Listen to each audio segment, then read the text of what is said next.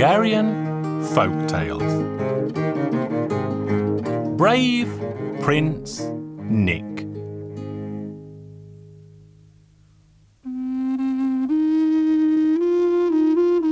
Once upon a time, in a land far away, there was a king. And the king had 3 daughters. Every morning he took a walk in the forest with his daughters, until one morning when a large black cloud appeared in the sky. "King, you must give me your eldest daughter, or else I will snatch the sun from the sky." Then the king said, "If you are a good spirit, come down. If you are a bad spirit, go away." So off the cloud went, and it took the sun with it. The next morning they went for a walk again, and the black cloud appeared again. "King, give me your middle daughter, or else I will take the moon from the sky." The king did not do as the cloud demanded, and so it took the moon.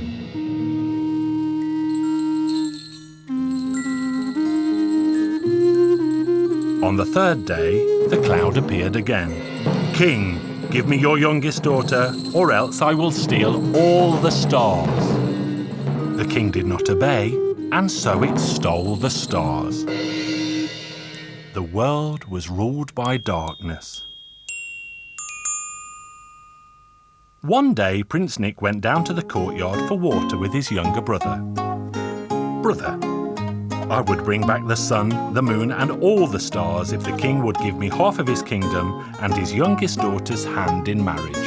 The king heard what the prince said, and he sent for him, saying, "Look, my boy, if you do not do as you suggested, I shall have you executed. Give me a good sword, your majesty, and I shall set forth." And off he went through 7 lands. Eventually he came to a silver forest, and there he found a silver bridge. He struck the bridge, and a plank came loose.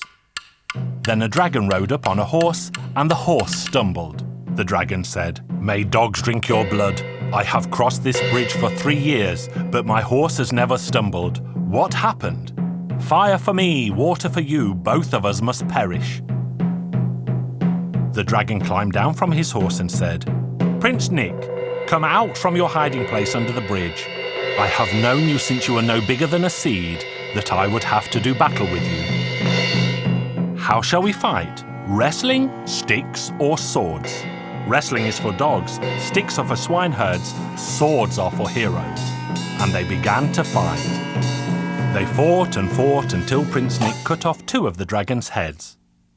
"Prince Nick, spare my last head, and I will return all the stars to you." "Where are they?" "There, under my saddle. Take them." Prince Nick took the stars from under the saddle, chopped the dragon's last head off, and walked away. He soon reached a golden forest. There he went up to a golden bridge. He struck the bridge with his sword. 2 planks broke off, and he hid himself under the bridge. The 7-headed dragon appeared, and its horse stumbled. "I have crossed this bridge for 7 years, but my horse has never stumbled. Why does it do it now? Fire for me, water for you, both of us must perish. Prince Nick, come out from your hiding place under the bridge. I have known since you were no bigger than a seed that I would have to do battle with you. How shall we fight? Wrestling, sticks, or swords? Wrestling is for dogs, sticks are for swineherds, swords are for heroes." They fought and fought until at last Prince Nick cut off 6 of the dragon's heads. "Prince Nick, spare my last head, and I will return you the moon. It is under my saddle." Prince Nick took the moon out and put it with the stars, and then he chopped off the dragon's last head. He walked, and soon Prince Nick arrived at the diamond forest. He went to the diamond bridge and struck it with his sword. 3 planks broke off, and he hid himself. A dragon appeared with 12 heads, and its horse stumbled on the bridge. "What happened?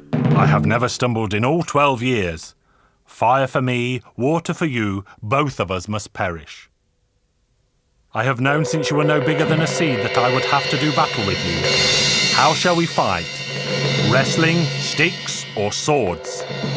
Wrestling is for dogs, sticks are for swineherds, swords are for heroes. They fought and fought until Prince Nick cut off 11 of the dragon's heads. Prince Nick, spare me my last head, and I shall give you the sun. It is there, under my saddle. The dragon had a horse with only 3 legs, but that horse could run faster than any horse with 4. Prince Nick put the stars and the moon under the saddle, mounted the horse with 3 legs, chopped the dragon's last head off, and rode away. As he was riding out of the forest, a little man spoke to him from the top of a tree. Prince Nick, do you really think that the sun, the moon, and the stars are yours to keep? Of course. Who else should have them? Me. Prince Nick climbed the tree to do battle with the little man. While he was climbing, the little man jumped down into the saddle of the horse with 3 legs, and he rode off. Prince Nick climbed down and followed him, and as he was walking, he met a man. The man was crying. Why are you crying? I'm crying because if I open my eyes, I can see through the world but see no further. Come with me, and you will be able to use your eyes again. They walked on and met another man who sat crying. Why are you crying? I'm crying because if I take one step, I will step over the world, but then can step no further. Come with us, and you will be able to step again. As they walked, they reached a house where the little man lived. But he was not at home. Then Prince Nick said to the first man, "Have a good look around and try to find the little man with the long beard. I can see him. He is sitting on top of a willow tree in the middle of the sea." "Catch the little man for me," he told the second man. And the second man took one step, caught the little man, and took him to Prince Nick by his beard. Then Prince Nick took the sun, the moon, and the stars away from him. He let the stars fly up into the sky, and they lit his way home. And as he journeyed, he let the moon go too, and as he grew close to home, he released the sun, so that he would arrive back in the bright daylight.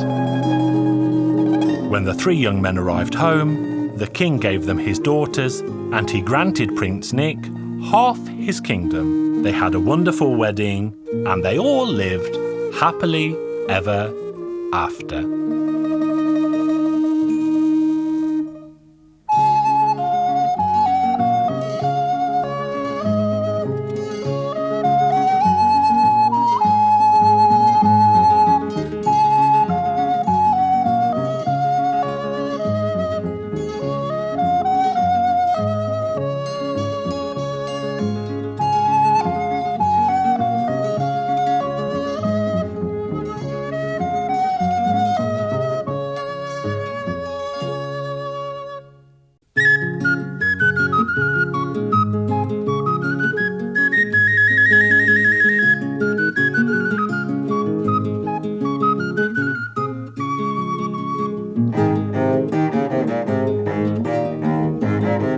Hungarian Folk Tales.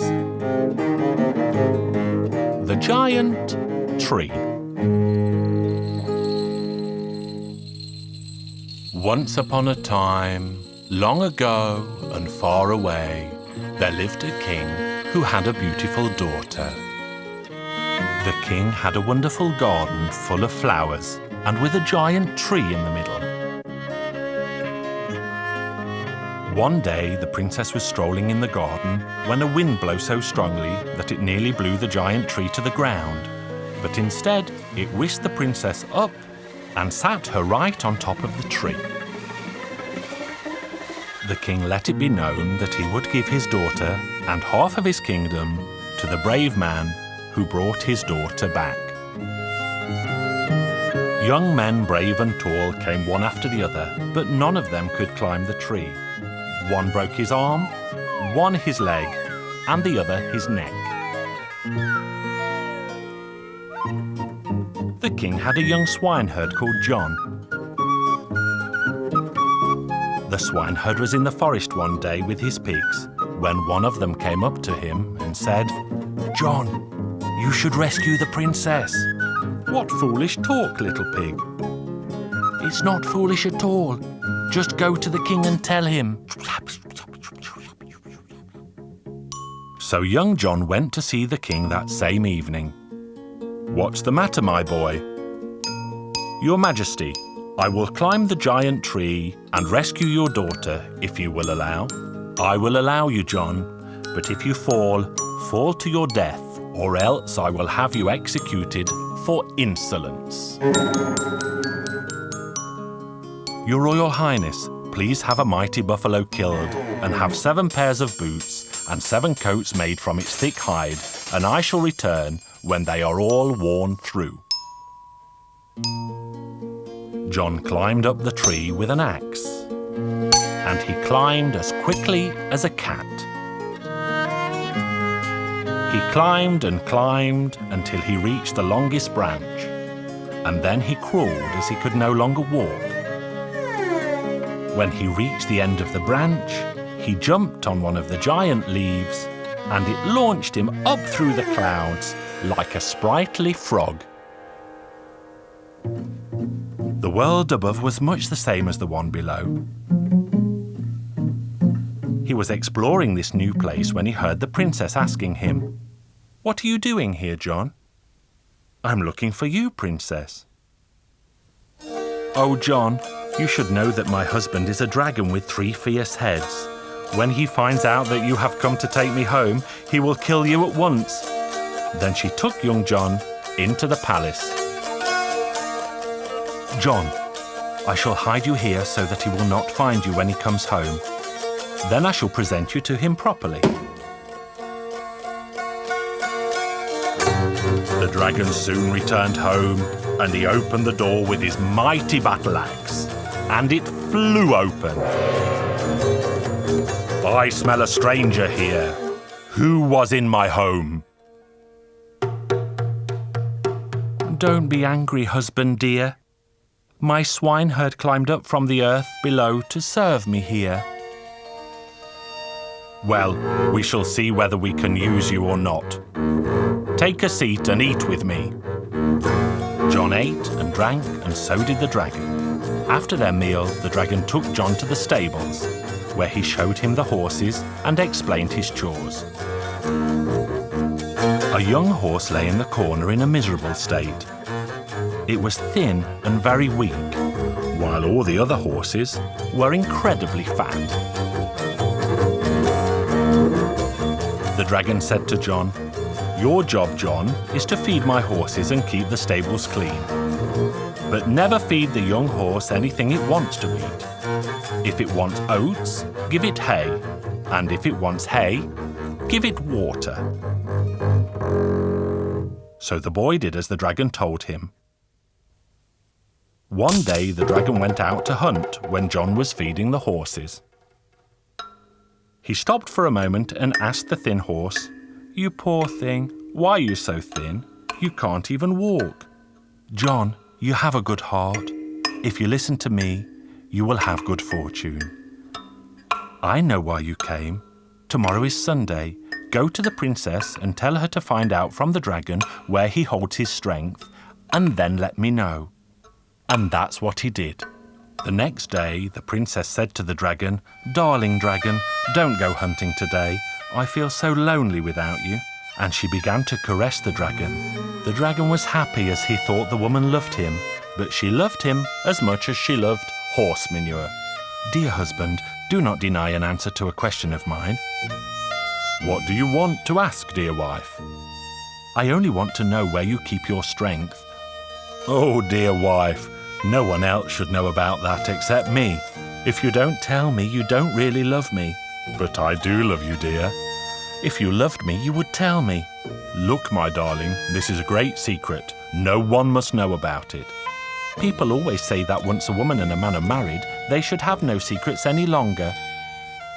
"Very well, I will tell you, but you must not tell another soul. There is a silver bear living in the forest. It goes to the stream every day at noon to take a drink. If someone cut its head in two, a rabbit would jump out. If someone shot the rabbit and cut its head in two, then a box would jump out of that.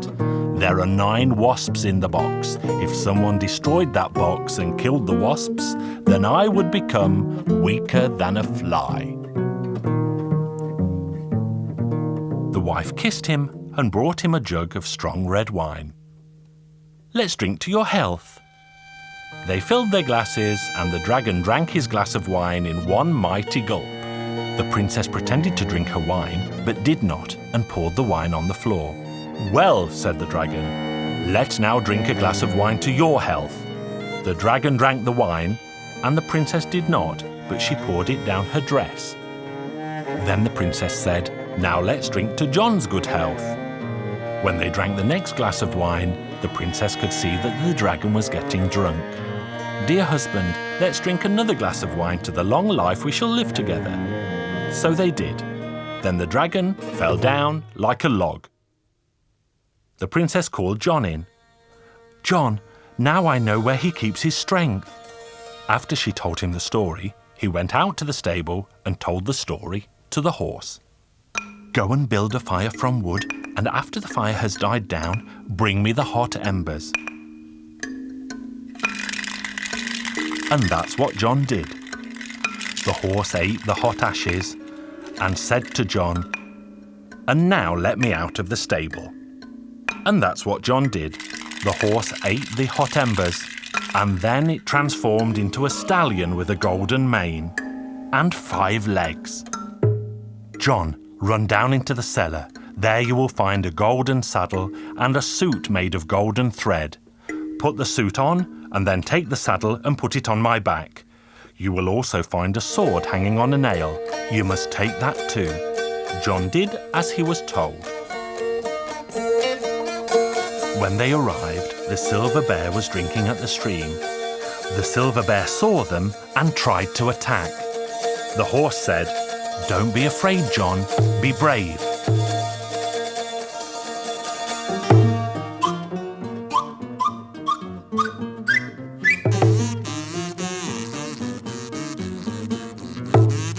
When the dragon's strength was finally crushed, the horse said, now let's go home. There is nothing to be afraid of anymore. So back they went and found the dragon lying weak on the floor. Now both get on my back, because I will take you home.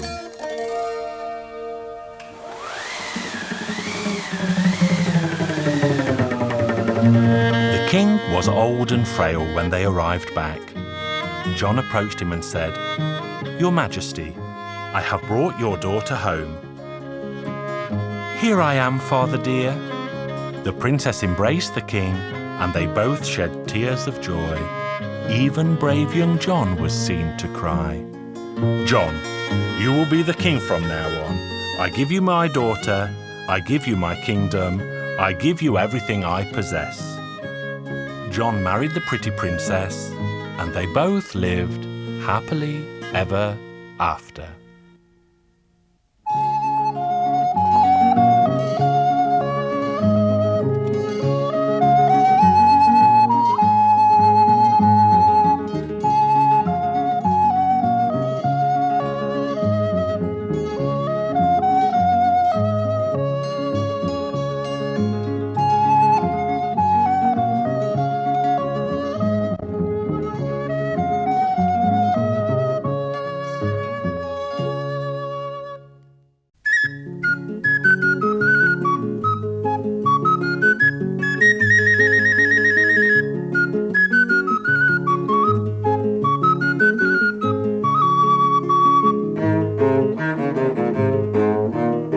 Hungarian Folk Tales.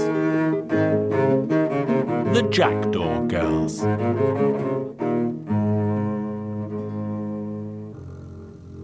Once there lived a mother who had 12 daughters. The 12 girls were very unruly and each had a big mouth. They were always quarrelling with each other. There was never any peace in the house, and one day their mother decided that enough was enough, and so she said, My ears are full with your quarrels. All of you should turn into jackdaws." They flew through the open door with such haste that they nearly poked her eyes out with their wings. They left the house and took to the air. They disappeared in a westerly direction. The mother became very sad as she missed her daughters very much, but there was nothing to be done.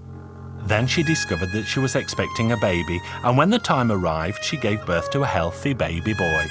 When the boy became a little older, he began to ask his mother, "Mother, have I never had a sister or a brother?" And his mother replied, "I have never had any other child except for you, my boy." But later on, the boy heard the talk in the village that he used to have 12 sisters who turned into jackdaws and flew away forever. "Mother, I have heard in the village that I used to have 12 sisters. I will not rest until I find them all." His mother tried to keep the boy at home, but to no avail. So then she filled a sack full of food and let him leave. As the boy was walking, he caught sight of a hermit's shack in the distance, and he arrived there just as the sun was setting.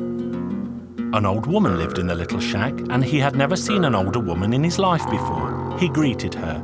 "Good day, old lady." "You are fortunate that you greeted me politely, or else I would have eaten you up. What are you doing in this place that has never been seen by man or beast before?" The boy then told the old woman that he was searching for his 12 sisters who had turned into jackdaws and flown away. "Good. In the morning we shall make inquiries about them." Then she made supper for the boy and they went to sleep. Early the next morning, the old woman stood outside with the boy beside her and she blew hard on an old whistle. All the reptiles of the world gathered around in a matter of moments. The old woman asked the reptiles about a flock of jackdaws that never mixed with the other birds. None of the reptiles had any useful answers to her questions, and so the old woman ordered the reptiles to go home. So they all slithered away. The boy bid farewell to the old woman and left her. After a day's walk, he again arrived at a hermit's shack. He entered the shack and saw an old woman even older than the first. "Good evening, old lady," he said. "You are fortunate that you greeted me politely, otherwise I would have ordered bears to tear you apart. What are you doing in this place that has never been seen by man or beast before?" The boy told her the aim of his search. "Good. Maybe tomorrow morning we shall learn something more about your sisters." The boy went to bed and soon fell fast asleep. The next morning, the old woman stood outside the front door with the boy and blew hard on an old whistle. All the four-legged beasts of the world gathered around the house in a matter of moments. "Do you know anything about 12 jackdaws that always fly alone?" "We know nothing of such birds and we have never heard of them before," the four-legged beast replied. So the old woman sent them home with a wave of her hand. Then the boy became very sad indeed. He thanked her for her troubles and continued on his way. As he was walking, he spotted a third hermit's shack atop a huge rock, and he arrived there as the sun was setting. He walked into the shack and saw that this woman was even older than the two before her. "Good evening, old lady." "You are fortunate that you greeted me so politely, or else I would have had eagles tear you to shreds. What are you doing in this place that has never been seen by man or beast before?" So the boy told her the story of his journey. "Don't be sad, my child. I am sure that tomorrow we shall hear something about your sisters." Then she made the boy something to eat and made his bed. As soon as the sun came up, the two of them stood at the front door and the old woman blew hard on a whistle. All the winged creatures of the world gathered around the house in a blink of an eye. The old woman inspected the birds and then said angrily, "Someone is missing." Soon a raven arrived and one of its wings was bleeding. "As soon as I heard your whistle, I began to fly here, but while I was flying, I saw a tall red tower. Tower was so tall that it stuck up through the clouds. And the noise the jackdaws made in that tower was worse than anything I had ever heard before, so I decided to rest a while and listen for myself. People passing by made mention of 12 jackdaws. They said that they had been living there for some years now and never let anyone go near them. But as I was eavesdropping, a hunter came along and shot a bullet into one of my wings. That is why I was late to arrive.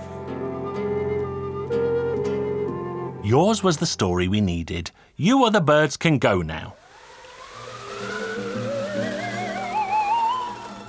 So now you know where to go. Your efforts will not be in vain. When you arrive outside the tall red tower, lay these bones down on the ground and think of me.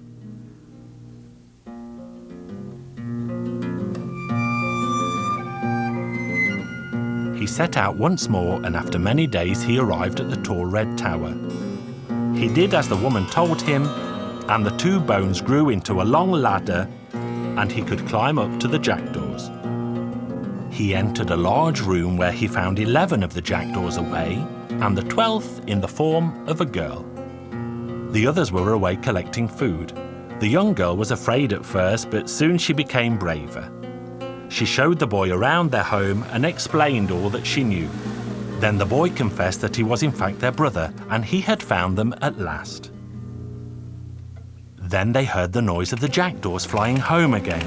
So the young girl said, "Hide yourself quickly, because if I am unable to explain who you are, they will surely peck your eyes out."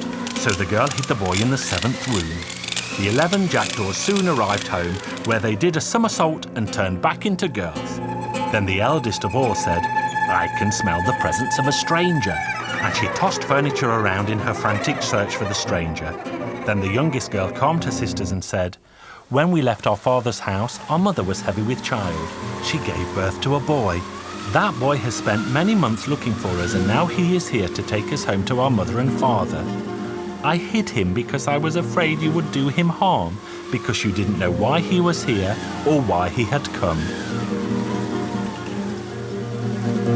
Then the girls went to their brother, and they all embraced him. Before starting home, they all swore to always be good from now on.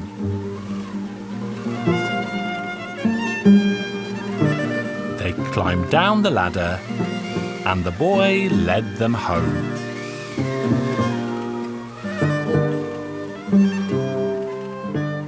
When they returned to the home of their birth, their mother and father were overjoyed to see their 12 daughters again. From that day on, the girls behaved so very well that they were the pride of their village. All 12 of them found a husband within the year, and all got happily married.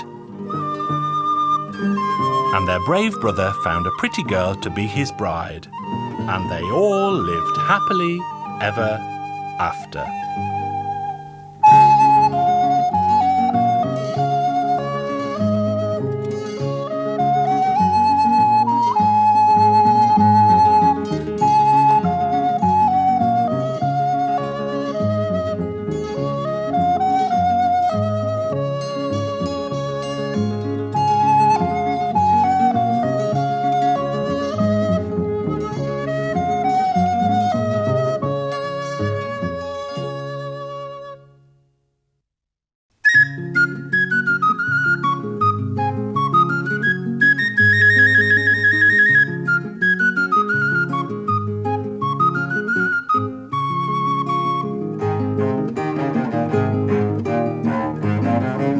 Hungarian Folk Tales. The Two Old Friends. Once upon a time there was a poor man. He was very poor and had a lot of children. It was near Christmas time and they had nothing to eat at home. So he had the idea to go out into the forest and collect nuts.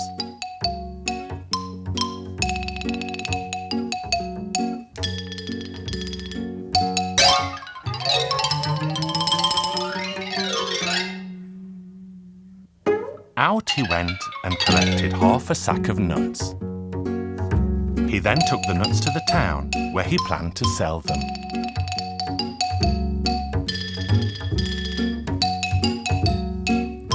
As he got close to the town, he met an old friend. "Good morning, old friend." "Good morning, old friend. Where are you going?" "I've got some nuts in this sack. I thought I might exchange them for some food for the children. Christmas is here and we have nothing to eat at home." I've got half a sack of poppy seeds, and I also have a lot of children. I would like to exchange it, as we don't have anything to eat at home either.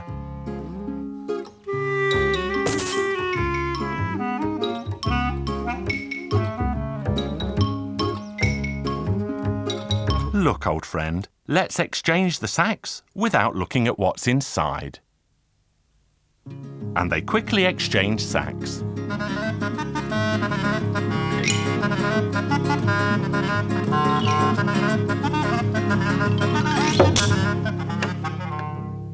Then one of the old friends arrived home. Well, children, I got half a sack of nuts in exchange for that half a sack of ashes. I shall pour them out for you to eat. He emptied the sack, and it was full of oak apples.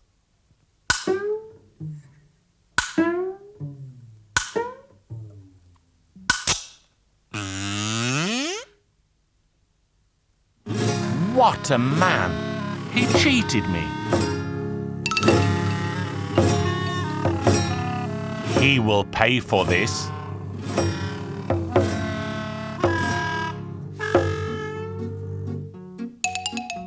The other old friend also arrived home. Wife, look, I brought half a sack of poppy seeds for that half a sack of oak apples. The children were so excited that they danced around the table. The wife brought out a giant bowl. Pour those poppy seeds out. Poured them out, but they were ashes. What a man! Why did he cheat me? So he set off to the town to meet his old friend. They both arrived and began to threaten each other with sticks. What a man! Why did you cheat me? They began to fight, but after a while, one of them began to laugh. Why did you cheat me? We could never cheat each other. Let's join forces and work together. A rich man gave them each a job and employed them for the last 3 days of the year. When the 3 days were up, they went to the man and asked for their wages. The rich man gave the order to bring each of them a plate full of gold. They were both very happy. They both got their wages and they both set off home. They were poor, but at the same time, they were cunning men. Look, old friend, we should go back to the pit where the gold was kept and we can take more of it during the night.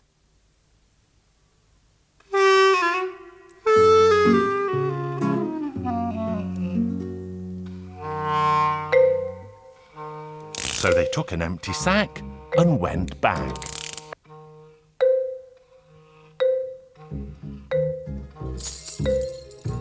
How will we go down there? It looks very deep. So they fastened their belts together and one of them lowered the other man down into the pit. The one in the pit quickly gathered up as much gold as he could. Let me know when the sack is full. I'll pull it up first and then I'll pull you up. But the man in the pit had a better idea. If I send the gold up, he'll run away. I have to stay down here, but then they'll catch me.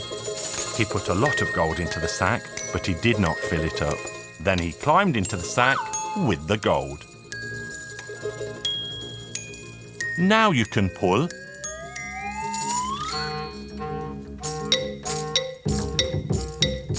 As they were nearing the forest, the man in the sack said, "Put me down, old friend. I know I must be heavy." "Oh, you are here too? Of course. I didn't want to stay down there. Let's have a rest. I'm very tired." "Very well, let's have a rest." The man was so tired that he sat down and fell fast asleep. So the other man picked the sack up and began to run away. When he awoke, the other man had gone. What can I do? He's taken it now. Very well. Then he cut a stick, tied a thread to it,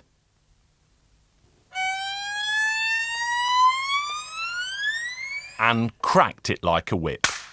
Get on with you! And he made the noises of an ox cart. The other man heard the noises. Just in time. I'm so tired. I shall put my sack on that cart too. Then he saw his old friend. Old friend, we could never cheat each other. No, we couldn't.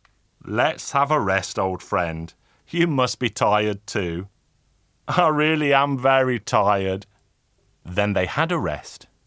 Now the one who had taken the sack fell fast asleep. The other man saw that his old friend was fast asleep, and he took the sack and ran all the way home.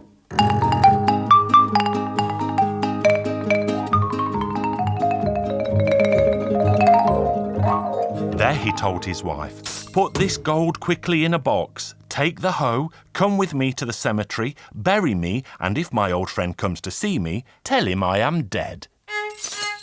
So they went to the cemetery. The woman carefully buried him under a thin layer of soil so that he would come to no harm. Then she returned home, where she held her head as if she was crying.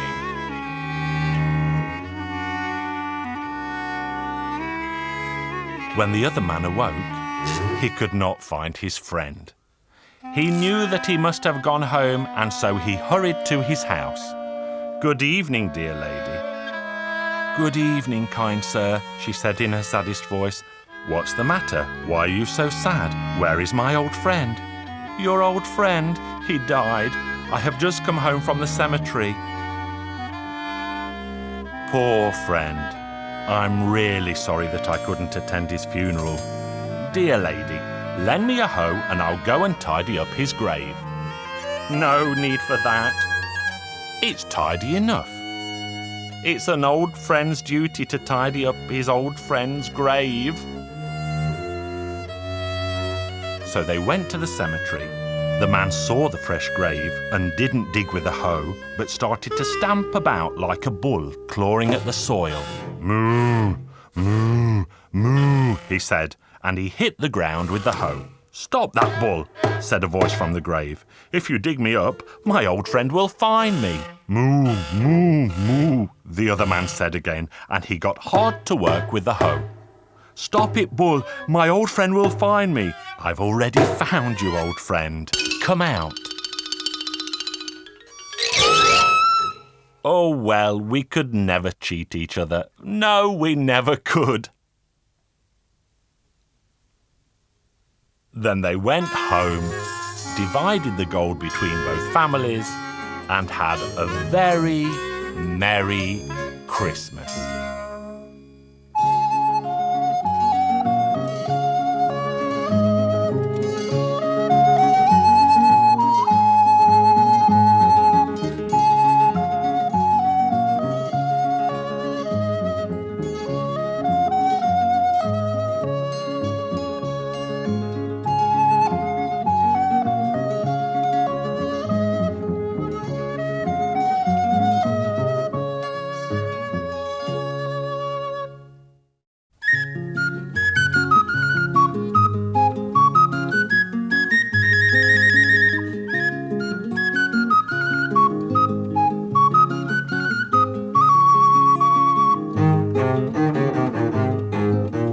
Hungarian Folk Tales.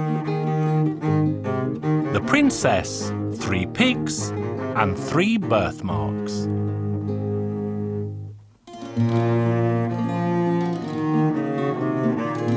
Once upon a time, there lived a poor man who had a wife. After a time, they had saved enough money to buy a piglet. They enjoyed rearing their piglet very much, but their happiness was not complete. They still did not have a child of their own. One day the wife told her husband, "I think I might be pregnant." "Maybe you are mistaken." After a few days, the husband said to his wife, "I think the pig might be pregnant." "Maybe you are mistaken. It must have eaten too much and its belly is fat." The months passed and their son was born. The man was happy.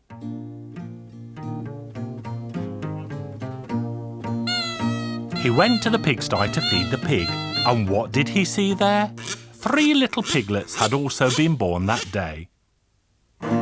Everyone in the house was happy. As the young boy grew up, he took the pigs to graze in the meadow at the end of the king's garden. The boy had a flute and he liked to play it for the pigs to dance. One day, the young princess saw the pigs dancing in the meadow below. "For how much will you sell me a dancing pig?" "For no money at all if you lift your skirt to your knee." "What use is that to you? Would you rather not have a bag of gold?" But the boy said he did not want the gold. Then the princess suddenly changed her mind and lifted up her skirt to her knee. And the boy gave her a pig. When he arrived home in the evening, his father asked the boy, "Where is the missing pig?" "The wolf has taken it. He will pay the price." The boy returned to the king's garden with his pigs the very next day, where the princess saw him and asked again, "For how much money will you sell me a second dancing pig? For the first one will not dance alone." "For no money at all if you lift your skirt up to your waist."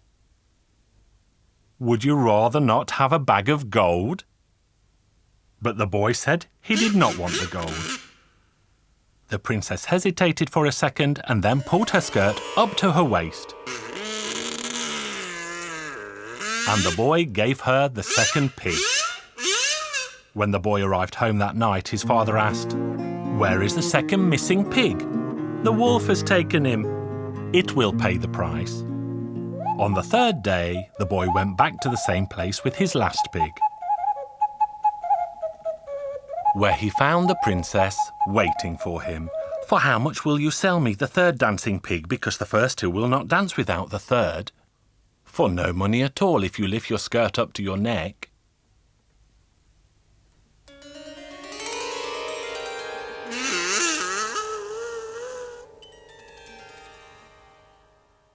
Then the boy gave her the third pig along with his flute. When the boy arrived home that night, his father asked, "Where is the third missing pig?" "The wolf took it, father. It said it would pay the price." "The wolf has no money." "It has, father. It has a lot. And now I shall go and collect the price for the pigs."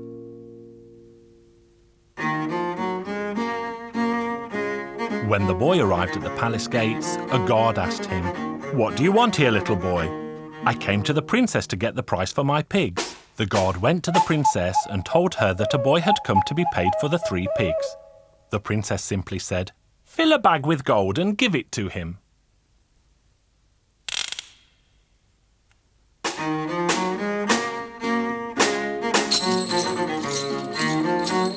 The boy arrived home again and poured all the gold out onto a table. The boy's mother and father had never seen so much money in their lives before. The next day, the king announced that his daughter had 3 birthmarks on her body, and any man who could tell him where they were could marry her. But any man who made a mistake would be beaten for his troubles. Hearing this, the boy said, "Father, go to the market and buy me the strongest horse, the finest saddle, a beautiful suit, and a silver sword, but do not bargain and pay the proper price." And off the boy set for the royal palace. As he was riding, he met a prince and a young baron, who asked the boy, "Where are you going, young knight?" "I'm riding where I like." "What is your name?" "It is what it is." "Look, let's ride with him. He knows a lot of jokes." And from then on, they called him the Joker. As they were riding, the sun set and they found themselves on the shore of a large lake. After the boy fell asleep, the prince and the baron drove a stick into the centre of the lake and fastened the boy's horse to it. When the boy woke, he saw what they had done to his horse, but he did not say a word. But he cut the hide on the legs of the other horses and rolled it up to the knee. Then he fell asleep again. When morning came, they shouted, Get up, Joker. You are a lazy fellow. Look, your horse swam to the middle of the lake to quench its thirst. That's right, and yours rolled their trousers up to go and save it.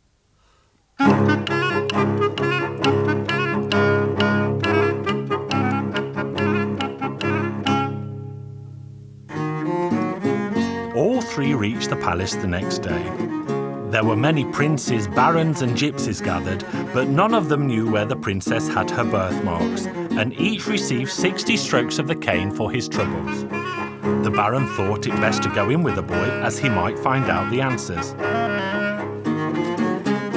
The boy said, "Venus is shining on her delicate belly." "That's right," said the king. "Why did you say that? That was exactly what I wanted to say." "The sun and the moon radiate their beams from her bosoms." "That's right," came the reply. "That was exactly what I wanted to say," said the young baron. The courtiers began to discuss the result. Their decision was that the princess and the 3 young men should go to the same bed, and the one she turns to will be her husband. And that's what they did. The boy had a good stock of sweets and cakes in his pockets, and he ate them noisily. "What are you eating?" the baron asked. "The heel of my boot." "Take off your boot and eat its heel." So the baron tore the heel off his boot and offered a part to the princess. "Please have some, my dear." The princess could not chew the leathery heel, and she kicked the baron out of the bed. Then she turned towards the boy, who gave her sweets and cakes. The next morning the door was opened, and they saw that only the boy was in the bed, while the baron hid in shame. The baron got 60 strokes for feeding the princess with the heel of his boot, and another 60 strokes because he did not know the whereabouts of her birthmarks. And so the boy married the princess, and they had a fabulous feast, and all were invited, both rich and poor.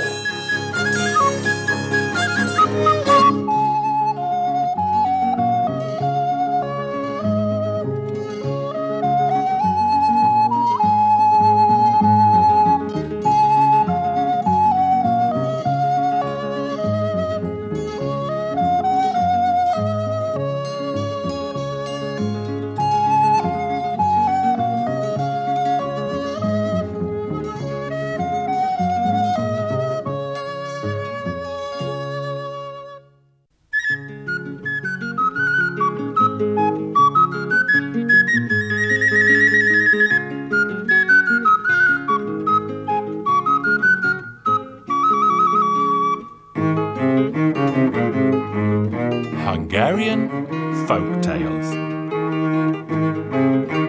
The 2 Princes with Hair of Gold. Once upon a time there was a young prince who left his home looking for a bride. He was riding through a village when 3 girls watched him pass. The eldest girl said, "If that prince married me, I would make him wear a linen shirt."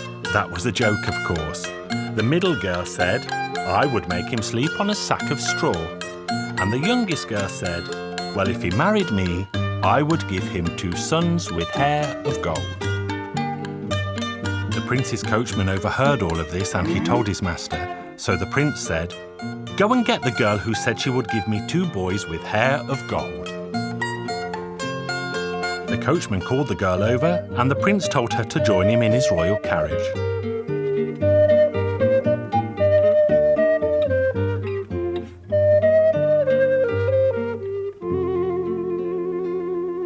Time quickly passed, and the young queen became heavy with child, but before she could give birth, the king had to go and fight. There was an old witch in the court who had teeth of iron, and she had a daughter. She would have liked the king to have married her daughter, but when he married another, she hated the young queen very much. When the king went off to war, she said to herself, "Just wait, queen, you will pay for all of this."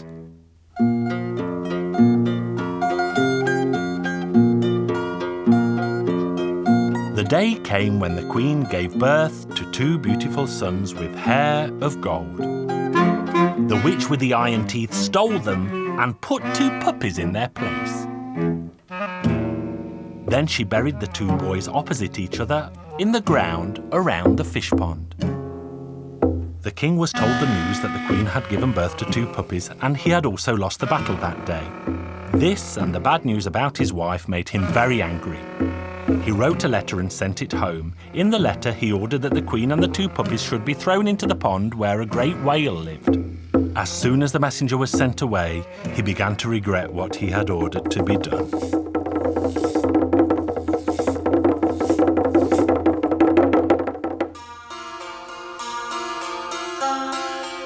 When the king arrived home from the battle, he married the witch's daughter. Two trees bearing golden pears grew on the spot where the two princes with hair of gold were buried, and the king liked nothing better than to sit in their shade. The witch did not like this and told her daughter to tell the king to cut the pear trees down, and she nagged him until he had both trees cut down. From their wood, two beds were made, one for the king and one for the queen. The witch ordered the splinters, twigs and branches to be burned.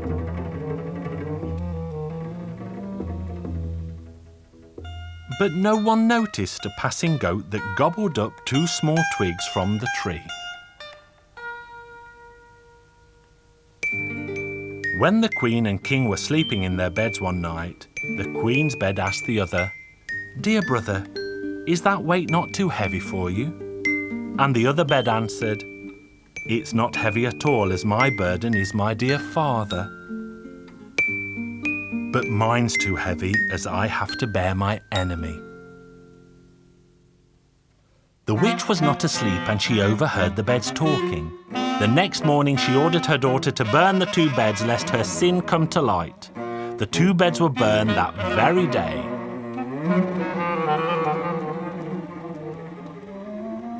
The witch with the iron teeth and her daughter were now convinced that they faced no more threats. But then the goat gave birth to two kids. The two little kids had hair of gold. The witch was shocked when she learned of this. She told her daughter to ask the king to have the two kids killed, and she could only recover if she ate their meat. The goat kids were killed, and the witch ordered that every strand of their golden hair should be cleared away. But as the kids' innards were washed in the stream, two little pieces turned into two goldfish. The two fish grew and grew until they were caught by a fisherman one day. He pulled the net to shore, and his joy turned to shock when he saw the two goldfish turn into two handsome young men with hair of gold. The two princes had been buried 17 years before, and so now the two young men were 17. They duly thanked the fisherman for catching them and asked him to take them to the king, as they knew a fine poem they wanted to recite for him. They knew they would be rewarded for their performance, and they promised to give this reward to the fisherman for his troubles. The fisherman shook all over with fear, but he agreed to take the two young men in the hope that he would receive a rich reward. The young men were announced to the king, and the king gave the order to let them in.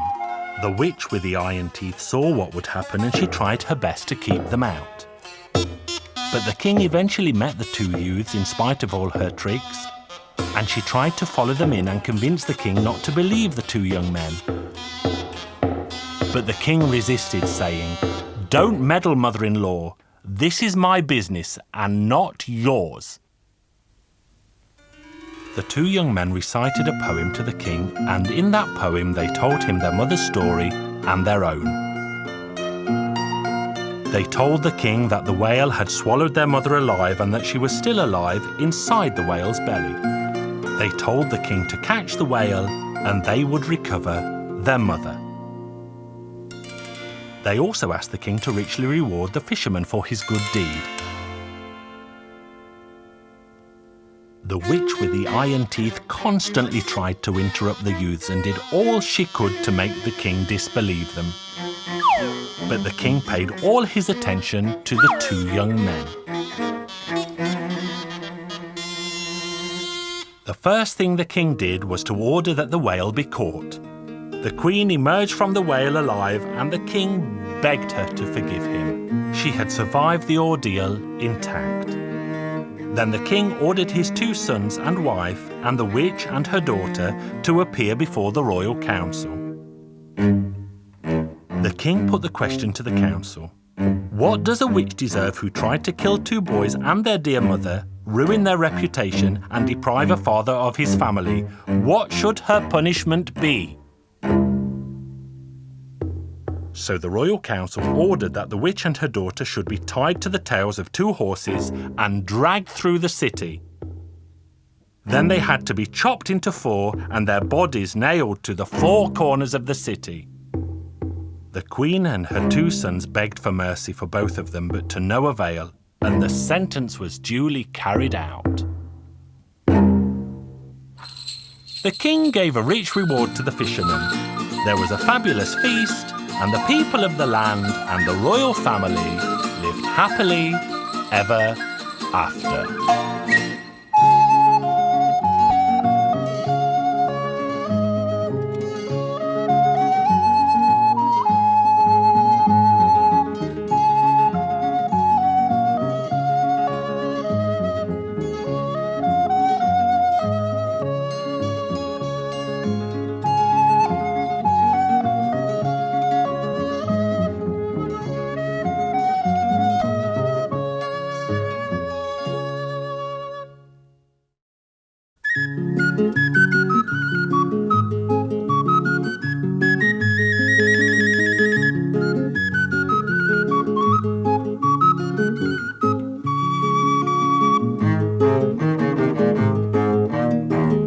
Hungarian Folk Tales.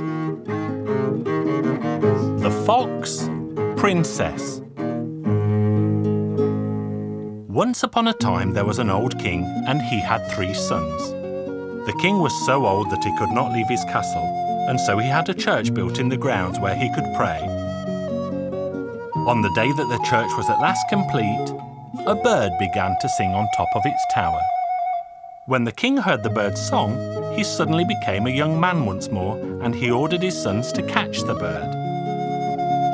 The eldest son climbed to the top of the tower, but as soon as he reached out to catch the bird, it flew away. The prince watched the bird as it flew, and he saw it land in a nearby forest. "Father, I saw where the bird flew. I shall pursue it. Godspeed, my son, and return with the bird as soon as you can." The young prince arrived at the forest as the sun began to set. He made a fire and ate his supper. Then he saw a fox. "Go, dog, and catch that fox." The fox stood and commanded, "May you and your dog turn to stone." So that is what happened. The next morning, the middle son climbed to the tower to catch the bird. He saw the same thing that his brother had seen, and as he came down from the tower, he said, "I too shall follow the bird." He reached the forest by sunset and also sat and ate his supper, and as he ate, he saw the fox. "Go, dog, and catch that fox." The fox stood and commanded, "May you and your dog turn to stone." On the 3rd morning, the bird sang again, and so the youngest prince climbed the tower, but the bird flew away once more. The youngest son saw the same forest that his brothers had seen. He also followed the bird's flight and arrived at the forest as the sun was setting. He also made a fire and sat and ate his supper. Then he saw the fox. "Fine fox, do not bark. Come and share my food instead." "I would join you with pleasure, but I am afraid of your dog." "Don't be afraid. I shall tie it to a tree." "Prince, do you think the bird is in this tree?" "That's what I think. I saw it fly right here." "But that is not so. The bird is very far away, and don't be sad because we shall catch it." "The bird is in the land of the Red King, and that is 7 lands away. There is a pear tree in the garden of the king, and in that tree there is a hollow, and in that hollow lives the bird." Then the fox turned into a fine young man, and the 2 of them set forth.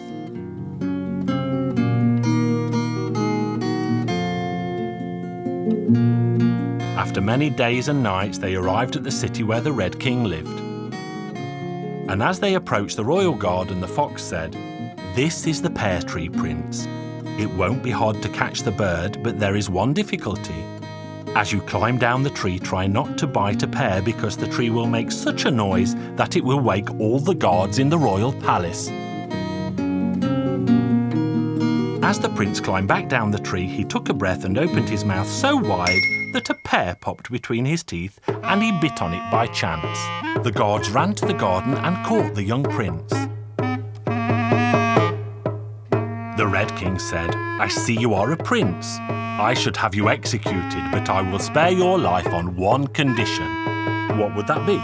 There is a beautiful palace on the shores of the Red Sea. In that palace lives a beautiful princess. If you bring her here, I will pardon you. I have one life, I have one death. I shall do my best. Again you took a difficult task. I won't let you do it alone. I shall take the task myself because you were good to me, unlike your brothers. The prince and the fox journeyed on and soon reached the shores of the Red Sea. The fox tore off a gigantic leaf and shaped it into a boat with oars. Then they sat in the boat and crossed the sea. And as they reached the far side of the sea, the fox kicked the boat and it turned into a pair of golden shoes, and the fox turned into an old cobbler with a long white beard. The fox then walked to and fro in front of the beautiful palace with the golden shoes in his hands. The princess shouted down to him, "Poor cobbler, bring those golden shoes to me and I shall buy them." "I'm sorry, your highness, but I am very old and cannot climb stairs. Would you be so kind and come down to try them on?" So the princess ran down to try on the shoes. They fit her beautiful feet perfectly. Then the old man shouted, "Little shoes, take all three of us to where we want to be." And they found themselves back on the far side of the sea in a flash. Then he asked the princess, "Tell me, do you know the Red King, as we came here to take you there?" "Of course I know him. I shall never marry him. I would rather die." "What would you say to the prince, your majesty?" "I should like to marry him even though he had me kidnapped." "Worry not, princess. You shall marry him and I shall marry the Red King."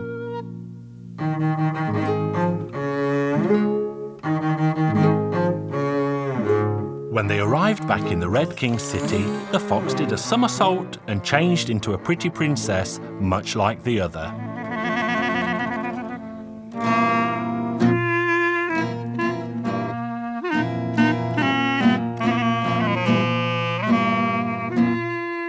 When the Red King saw the princess, he was delighted. He gathered all his ministers and friends and began to prepare for a wedding feast. And as they were sitting around the table, one of the wedding guests said, "This princess is perfect, except for one fault." The other asked, "And what is that?" The gentleman replied, "Why, she has the eyes of a fox." What girl would not be ashamed when someone says she has the eyes of a fox? The bride hid under the table, did a somersault, and turned back into the fox and ran out of the room in the greatest of haste. By the time the guests came to their senses, the fox was far, far away.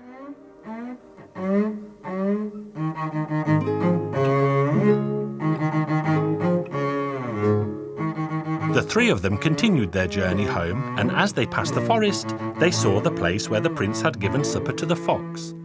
Here the fox jumped down and said, "Do you see these figures of stone? They are your brothers, and these are their horses.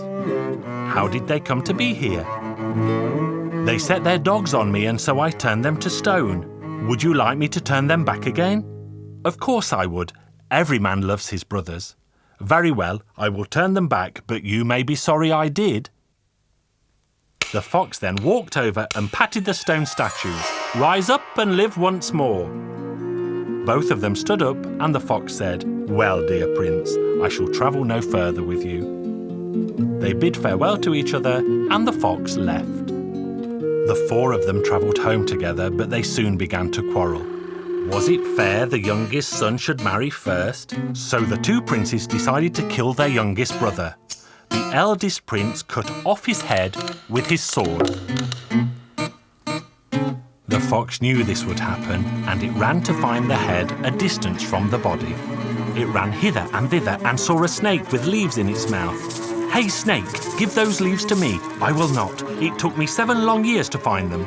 The fox stamped on the snake's tail and it dropped the leaves on the ground. The fox picked the leaves up and ran to the prince. It rubbed the leaves on the prince's neck and put his head back in its proper place.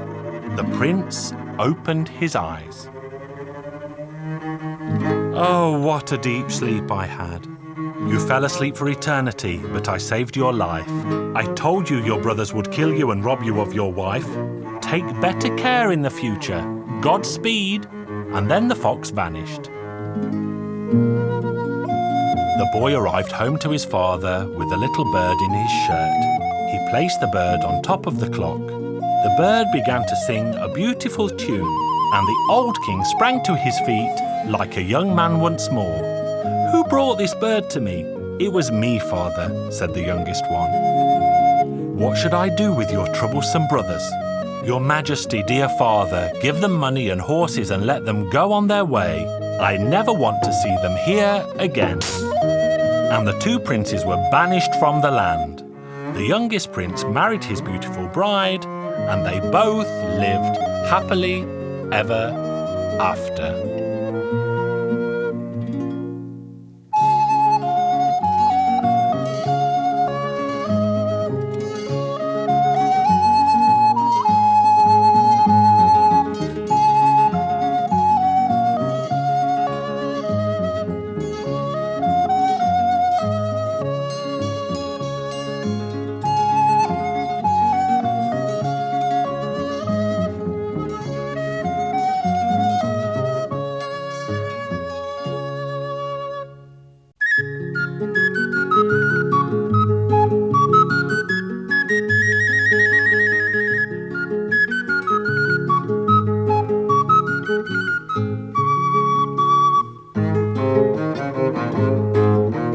Hungarian Folk Tales.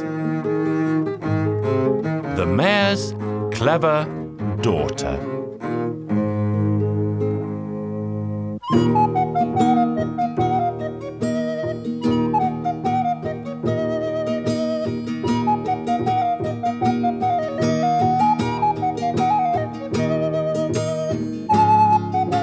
As many people know, Hungary's King Matthias liked to roam the country. Once he walked into a tiny village to see how the local people lived. There was an inscription on the gate of the mayor's house that read, "Here lives the village mayor. Here he lives with no trouble or care." King Matthias made a note of these words and scribbled the mayor's address down in a little book.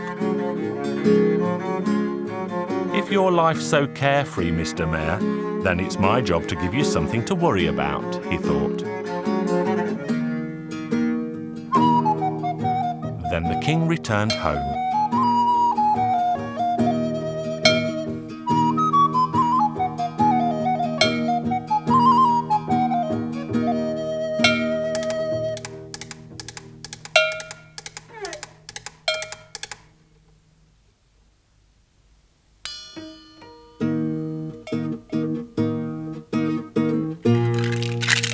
Back in those days, jugs were made out of clay, and one of the king's jugs had a hole in it.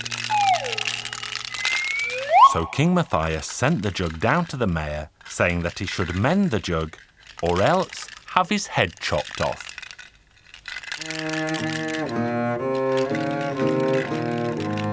The village mayor received both the jug and the message. He was very sad, because he really did not know what to do. The mayor had a pretty daughter who asked her father, "Dear father, I've never seen you worry like this before. What on earth's wrong? Why are you so very sad?" "Why should I bother telling you? You could never help." "But perhaps I can help after all. His Majesty the King has sent me a jug with a hole in it, with an order to mend it.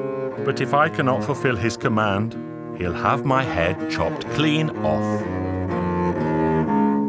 "Oh, father, please don't be so sad. Send the jug back to the king with a message that he should turn the jug inside out, as material is always mended on the other side.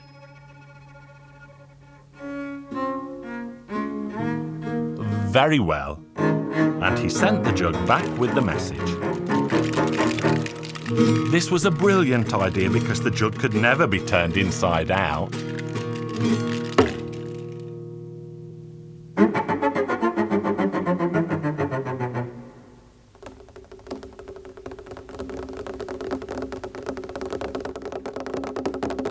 After this, the king sent a millstone and ordered the mare to skin it. This made the mare even sadder, because it's impossible to skin a millstone. His daughter asked the mare, "Why are you so sad again, father dear?" "My sweetest daughter, you definitely won't be able to help me this time, but perhaps I can help you after all. His Majesty has sent me a millstone and ordered me to skin it. If I do not obey him, I shall have my head lopped off. But it's really not a problem at all. Write a letter to the king, asking him to have the millstone slaughtered, because no beast can be skinned before it's had its throat cut, and so the king should do the same to the millstone first."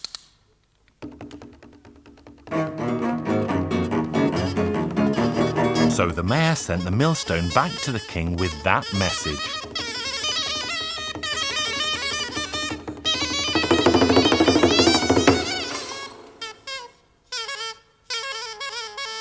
The idea proved to be brilliant, and so this time the king ordered him to visit him at the palace.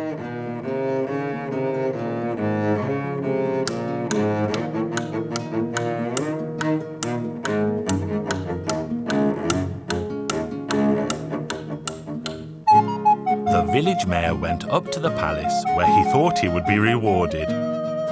But instead, the king wanted to know who had given him these inventive ideas, and so the mayor was forced to confess.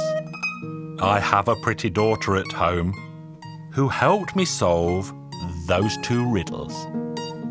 "Very well, Mayor, I want you to go home and tell your daughter to come to my palace. She should wear no dress, but should not be naked, and she should not walk, should not ride, and should not come in a carriage. She also should, but should not bring me a gift." Head chopped off. So the mayor went home in very low spirits. He was convinced that his young daughter would never be able to solve such a complex riddle. The mayor told his daughter what the king had said, and then he added, "This is the end for you, my darling girl." "Why so, father dear?" "The king said you have to go to the palace. You should not wear a dress. You should not be naked. You should not walk. You should not ride. You should not go by coach. You should take him a gift, and at the same time, you should not take him a gift." "Very good, father. I shall go. Don't worry. Everything will be fine." So the girl took off her dress, but kept on her bra. Thus she was not wearing a dress, but at the same time, she was not naked. Then she took a billy goat and put one of her feet on the back of the goat and walked on one foot on the edge of the road. She then took a white dove and carried it in her hand, and this is how she went to the palace to see the king.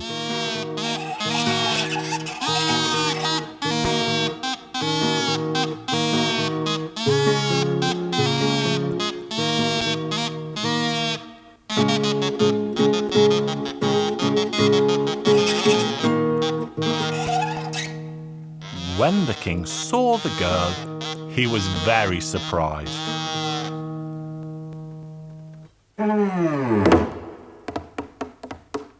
Then the girl spoke to the king and said, "Your Majesty, I present myself upon your order." "This is your gift," she said, and let the dove fly away. Thus she took, and she did not take a gift. Then the king said, "Everything is fine, my girl, but tell me, why did you not hide your private parts instead of your bosoms?" And the girl replied, Your Royal Highness, my private parts were created by God, but I grew my bosoms myself. I am ashamed of them, and that's why I hid them.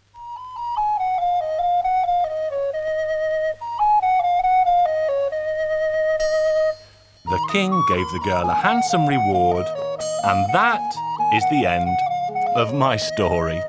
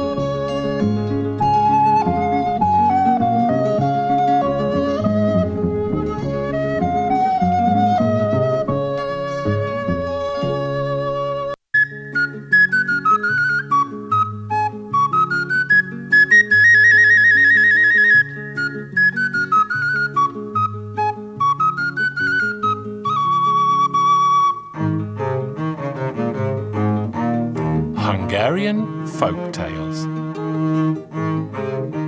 The Starry-Eyed Shepherd.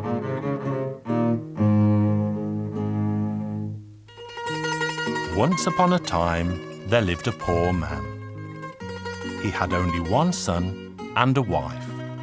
One day his son said, "Father, I'm going to leave home and seek my fortune." "Son, be sure to take the path where there's no mud." Then his parents gave the boy a bundle of food and bid him farewell. The boy walked and walked. He walked his way across 7 lands. He did not stop until he arrived at a lush green meadow, where he saw a flock of sheep grazing unattended. "Those poor sheep have been left all alone. I shall watch over them until their shepherd returns." The time passed, but no shepherd appeared. The boy stayed with the sheep until he ran out of food. He thought he would take the sheep down to the local town, where he would sell a few of them to buy some food for himself. The boy walked down into the town and sold a handful of lambs to the local butcher. He then used the money to purchase all that he needed and settled down with his sheep at the edge of the town. A king also lived in this town, and he was a very cruel king indeed. He was so very cruel that he had people executed for not saying "bless you" whenever he happened to sneeze. One Sunday morning, the king sneezed unusually loudly, and so all of his soldiers rode all over the country to order the common people to say, "Bless you, your highness, your very good health." The young shepherd was still out in the meadow watching over his flock when the soldiers rode up to him and ordered him to bless the king, but he refused to obey until the king granted him the hand of his beautiful daughter. So the soldiers carted the shepherd boy off to the palace and presented him to the king. The king's beautiful daughter was also there when they arrived, and she liked the young shepherd, but said nothing of it to anyone. Then the king addressed the shepherd, saying, "Will you not bless me, your king, and wish me good health?" "I will not, your highness, even if you have me killed, though I happily would if you let me marry your beautiful daughter." "A lowly shepherd boy like you will never marry my beautiful daughter." Then he ordered his soldiers to throw the shepherd boy to the hungry wild pigs.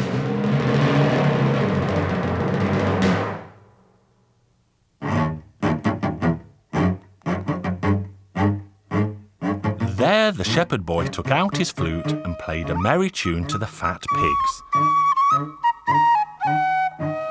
And the pigs liked the music so much that they began to dance.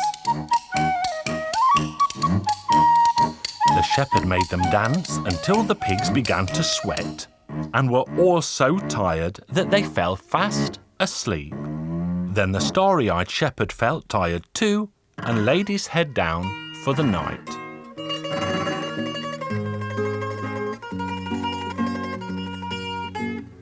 In the morning, the marshal went to see if the boy was still alive, and when he saw that he was, he took him before the king again. "Now, young shepherd, wish that God should bless me and give me good health."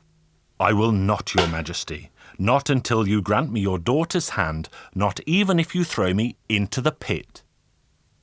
"Guards, throw him into the pit with the scythe blades." "Oh, that's no joke. If I'm cast down into the pit," the shepherd thought, "the blades will cut me to shreds." The soldiers asked the shepherd again, "Well, will you now ask that God bless the king and wish him good health?" "Wait 1 minute, my good men. Leave me alone for a moment while I think." So the soldiers left the starry-eyed shepherd alone.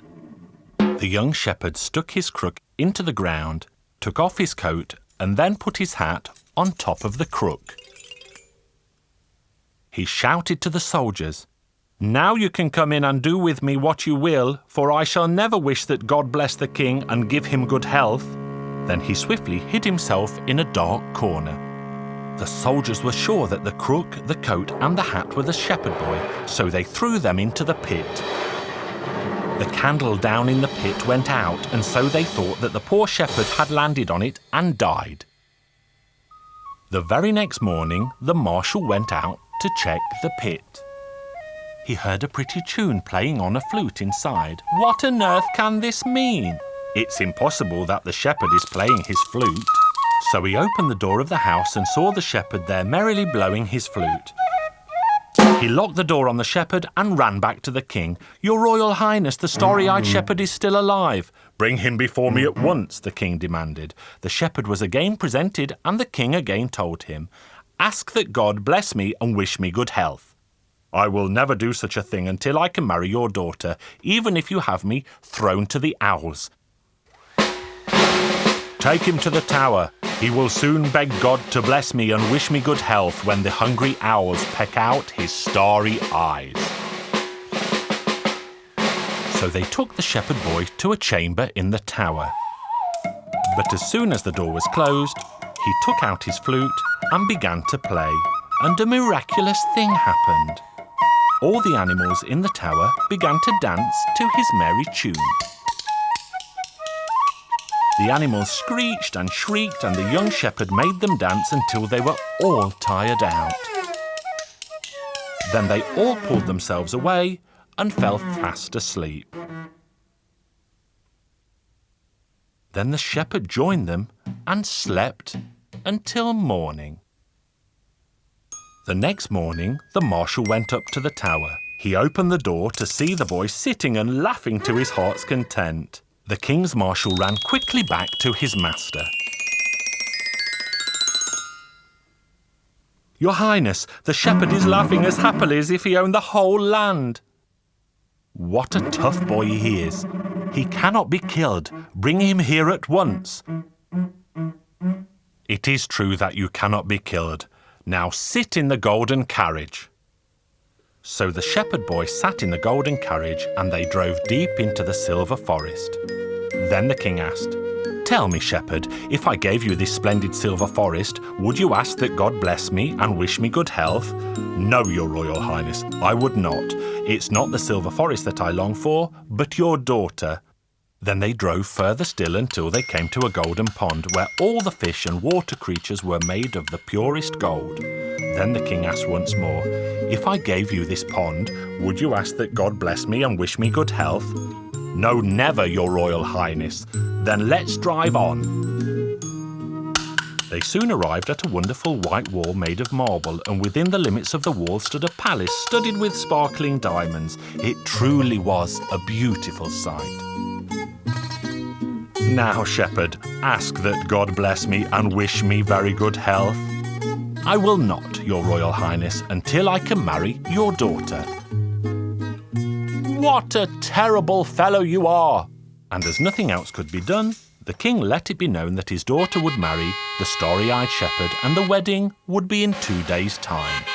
He warmly welcomed all his subjects to the feast and offered a banquet of good food and fine wine, and all the men in the kingdom attended, along with their wives, who all ate and drank to their heart's content.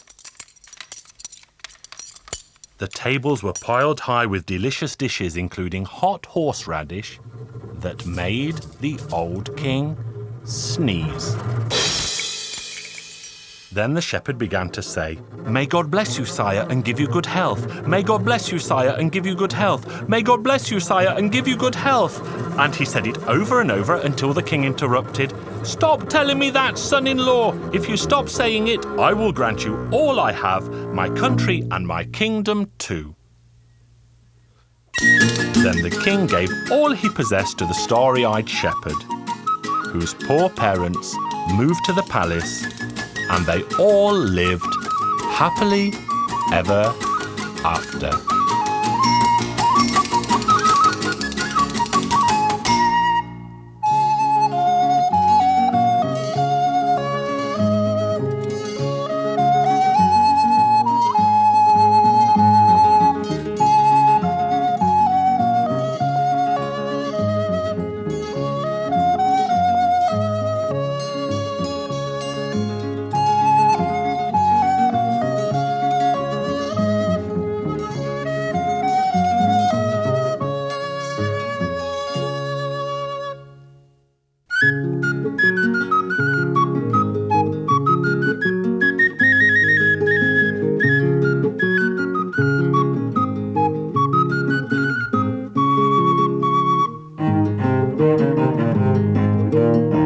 Hungarian Folk Tales. The Simple Prince.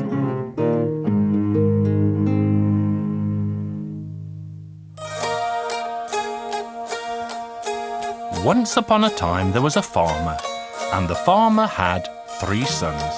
One of his sons was very simple, and he was the youngest. One day the farmer went into the farmyard and saw that someone had scattered the straw all over the place. So he busied himself and tidied everything up. Then the farmer told his sons, "This can't go on. Someone has to keep the straw in order." On the first night, the eldest son went out to the yard to watch the straw.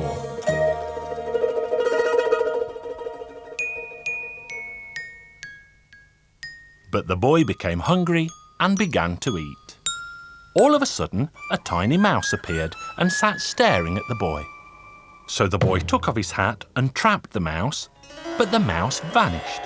Then the oldest son felt drowsy, and he fell fast asleep.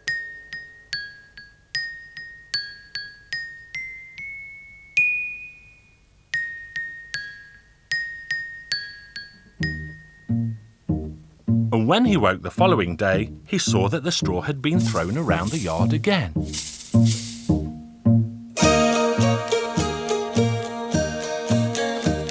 The following evening, the middle son went out to guard the straw in the farmyard. He was eating his supper when the mouse appeared.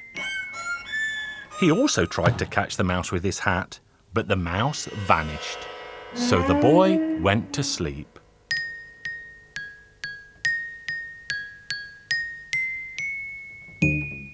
And when he woke again the following morning, the straw was messy again.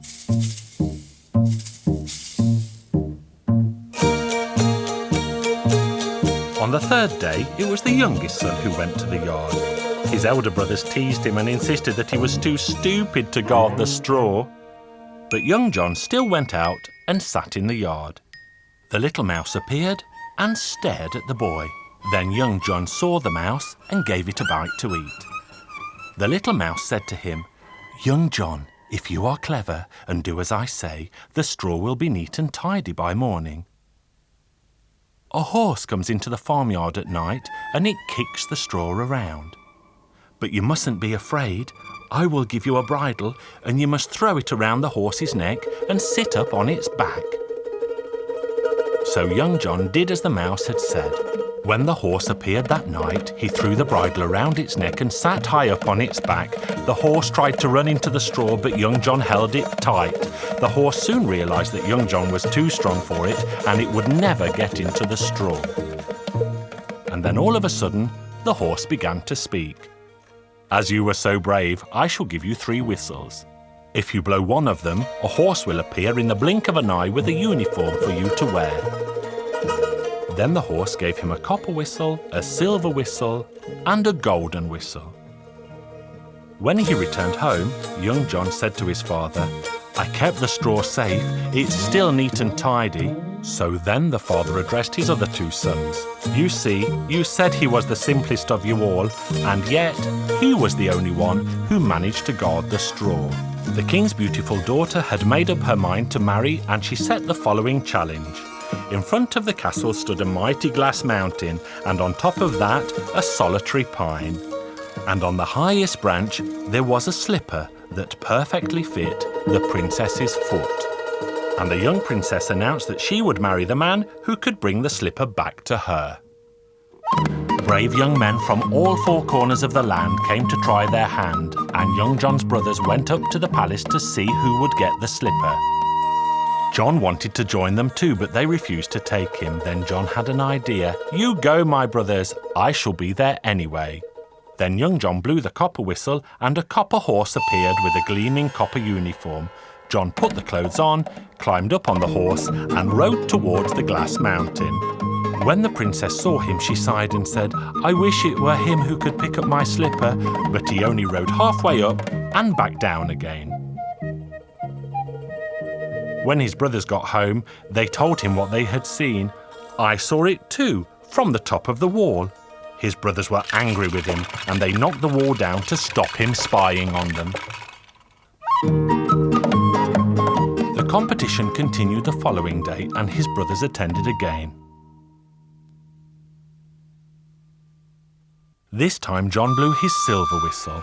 This time a silver horse appeared with a sparkling silver suit, and when he rode up in front of the palace, the princess was even keener for him to win.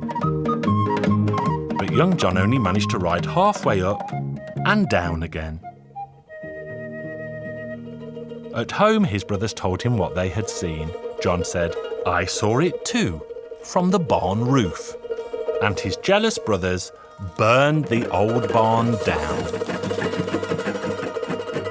On the third day, his brothers went again to see the competition. Now John blew the golden whistle, and a golden horse appeared with a glistening golden uniform. The young princess saw him at once. "This is the last day," said the princess. "I hope he will bring my slipper back." John rode all the way up to the top. He picked up the slipper and disappeared over the other side of the mountain, taking the golden slipper with him. The princess was sad because she had no idea where the handsome hussar had gone. Young John returned home. Then his brothers arrived back and told of what they had seen. They said they had seen a brave hussar, better still than the two before, who had ridden up to the top of the glass mountain, picked up the golden slipper and vanished down the other side. And they said the princess looked sad. Then young John said, "I saw everything too from the corner of the house." His brothers were so furious that they knocked the old house down. The king issued a decree that the young man possessing the golden slipper should present himself at the palace at once. But nobody came. Then they began to search the homes of the local people, and they also searched young John's house. "Is there anyone else living here?" they asked the two brothers. "There is another boy, but he is no more than a simple fool." "That is no matter," they said. "We want to see him too." Young John had a little bag that he always carried wherever he went. They searched the bag and found the golden slipper. His brothers were stunned by the sight, and they had no idea how he had come to have the princess's slipper. Then they were ordered to take young John to the palace, where he was to marry the pretty princess. The king's men asked John where was the suit he was wearing when he picked up the slipper. Then young John blew all three whistles, and all three horses appeared with all three suits. Then young John put on the golden uniform and gave the other two to his brothers. Then he presented the slipper to the princess, and the wedding festivities began. The wedding party was so very jolly that I think they may still be making merry to this very day.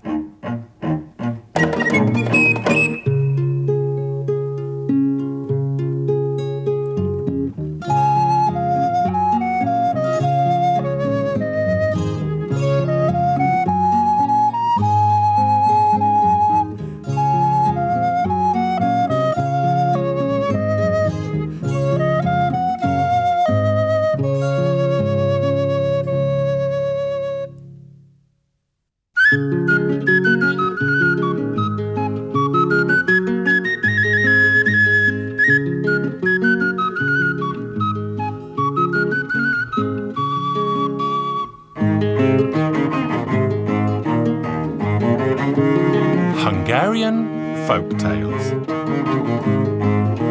One-eyed, two-eyed, three-eyed.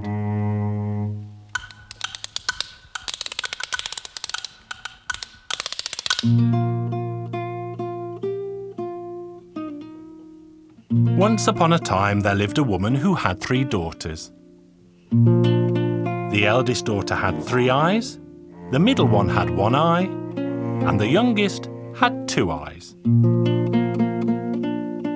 One day the woman decided to marry off her daughters.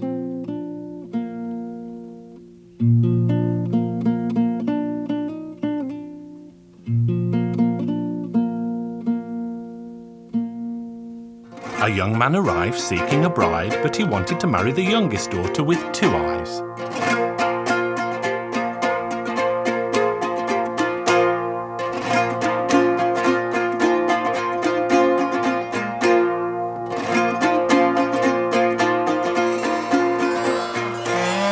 But the woman wanted to marry off her eldest daughter first.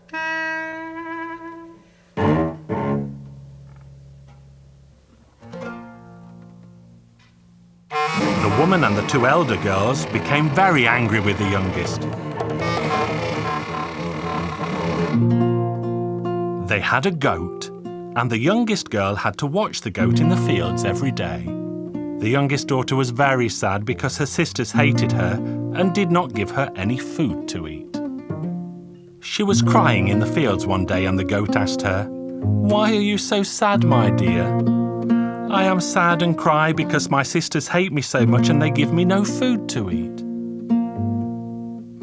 "Don't be sad, I shall help you. Whenever you feel hungry, just tell me, 'Little goat, come here and lay me a table, dear.'"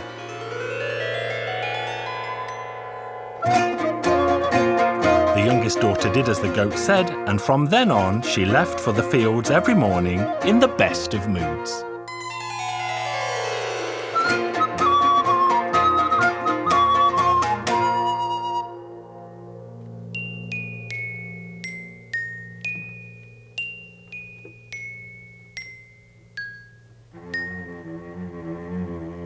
The sisters soon began to wonder why the youngest one no longer asked for food.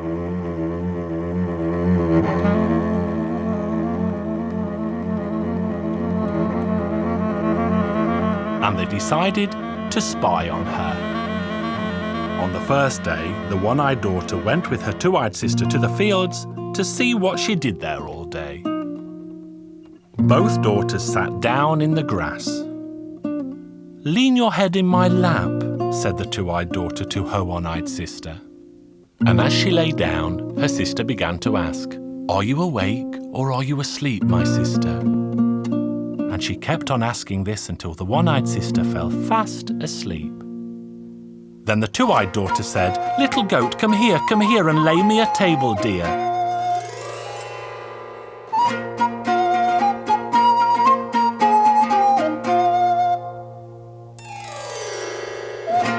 By the time the 1-eyed daughter woke again, the goat had cleared away all the food, including the table. When she returned home, the 1-eyed daughter reported that she had seen nothing at all. The next day it was decided that the 3-eyed daughter should accompany her 2-eyed sister to the fields. So the 2 girls went out to the fields with the goat. The 3-eyed girl leaned her head into her sister's lap, and the 2-eyed daughter began to recite, "Are you awake or are you asleep, my 3-eyed sister?" Then the 3-eyed daughter closed 2 of her eyes, but her sister did not see that her 3rd eye stayed open, and she began to say, "Little goat, come here and lay a table for me, dear."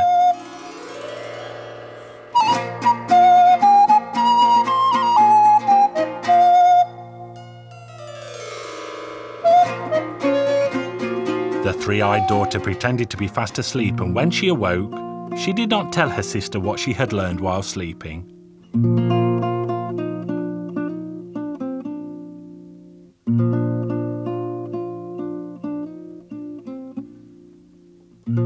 At home, she told everything to her mother and sister.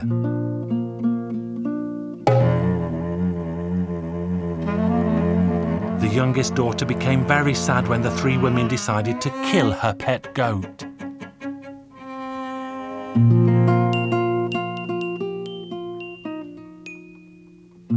That night she dreamt that an old man told her to ask for the hooves and horns of the goat and plant them behind the door without letting anyone see.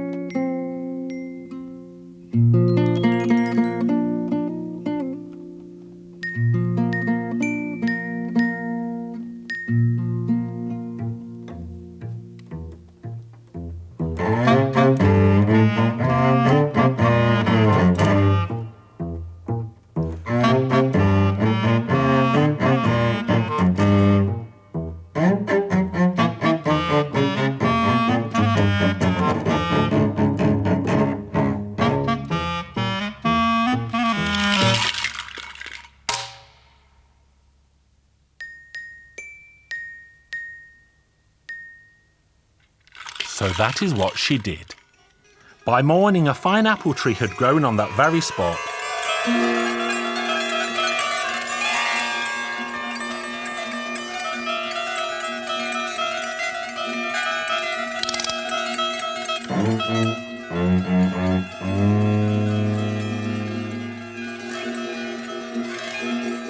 And no one could pick an apple from its branches except the two-eyed daughter.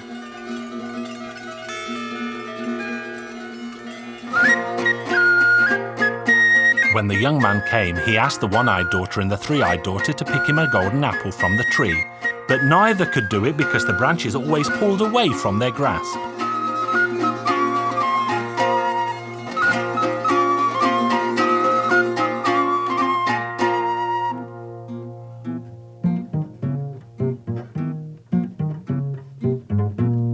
They made the two-eyed sister hide under the bed, and she was not allowed to come out whenever the young man visited the house.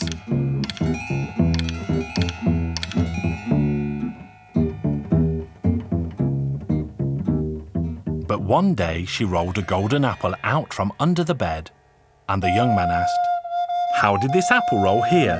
Who rolled it here? I demand to see who did this thing." The two sisters said, "She is a dirty little nothing and you should not waste your eyes on her." Then the young man looked under the bed and saw the two-eyed daughter he loved so very much. He took her by the hand and led her away, saying that she must be his wife and no other.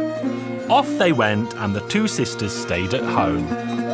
If they had not stayed at home, my story would have lasted longer still.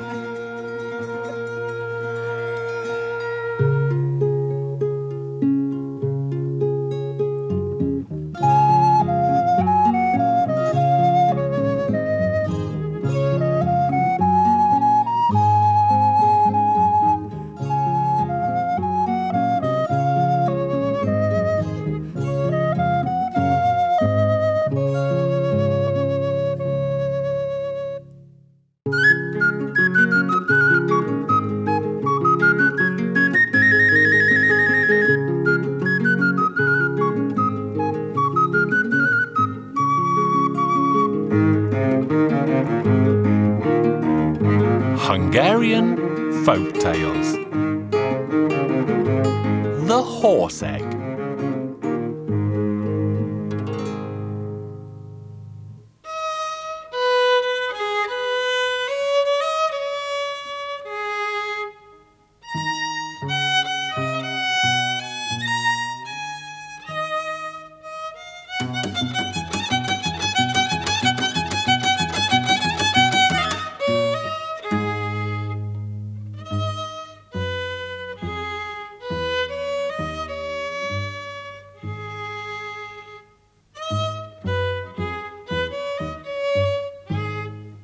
There once lived a peasant who found a giant pumpkin in the meadow.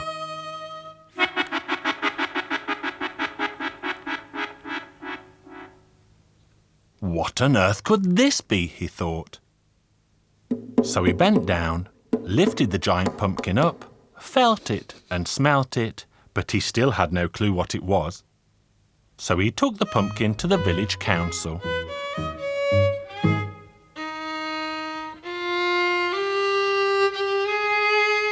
The councillors were in the middle of an important meeting when the farmer walked in and plonked the giant pumpkin on the table. And this surprised them all.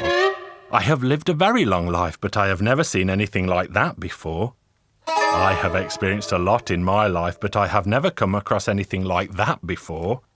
And I'm not a young man either, but I really couldn't tell you what on earth that is.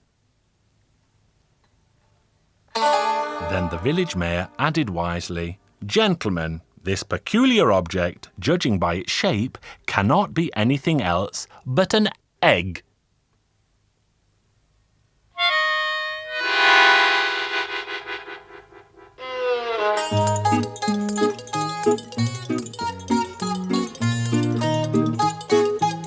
Of course, what else could it be? It must be an egg. The peasant agreed and added that the egg-like object had been warm when he first found it. The local mayor had a very clever mind, and so he wanted to know exactly what kind of egg this might be.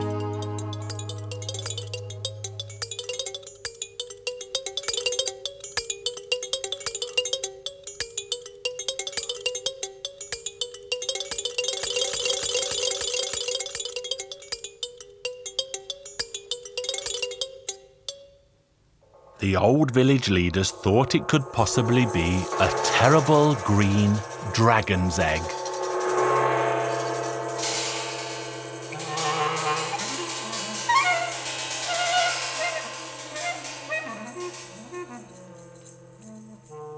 However, the mayor was inclined to agree with the farmer, who said that he had recently seen a strange horse in the very same meadow.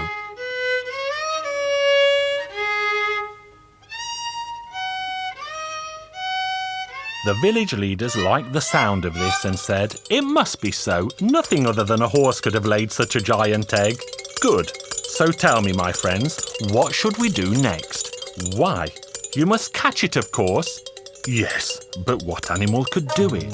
"All horses don't lay eggs, so they could never hatch it."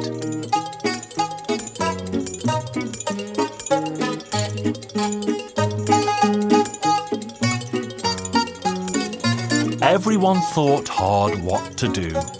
But then the mayor had an idea. "Gentlemen of the council, if the local horses are too stupid to hatch an egg, then we, the village council, should do it. We, gentlemen, must hatch the giant egg. That's what I say." This sounded like a wonderful idea, and everyone nodded in agreement. The village mayor decided to set an example, and so he was the first to sit on the giant egg, and then the gentlemen of the council followed one after the other.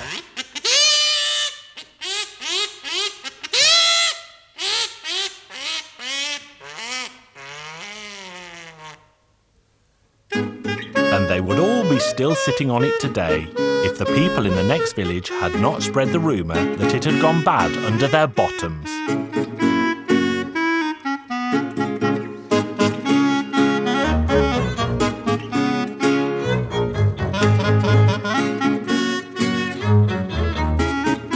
When they heard this, the local leaders protested and refused to sit on the egg for a day longer. This made the mayor very sad because he said he was sure he had felt the horse moving inside it. But the village leaders were convinced the egg was rotten and it smelled very bad. But each stuck to their own side of the story.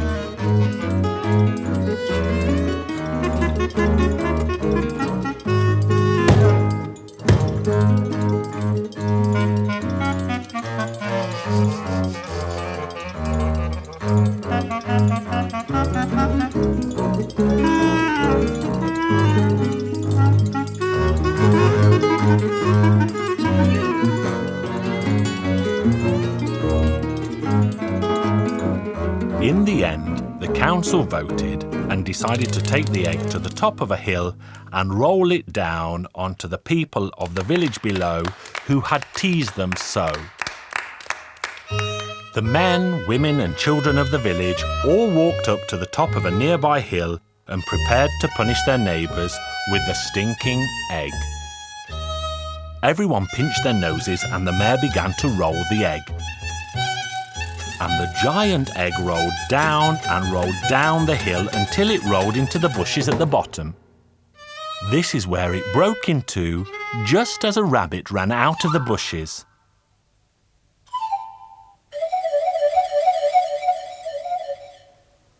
And all the villagers cried out, "There goes the horse! Come on, let's catch it!"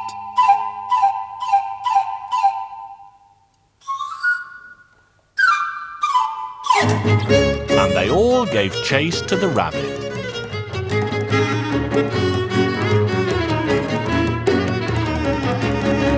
Only the mayor stayed standing on top of the hill and muttered sadly to himself, "I told them that something was moving inside. We should have had the patience to sit on the egg for another day, and it would have grown into a fine, strong horse."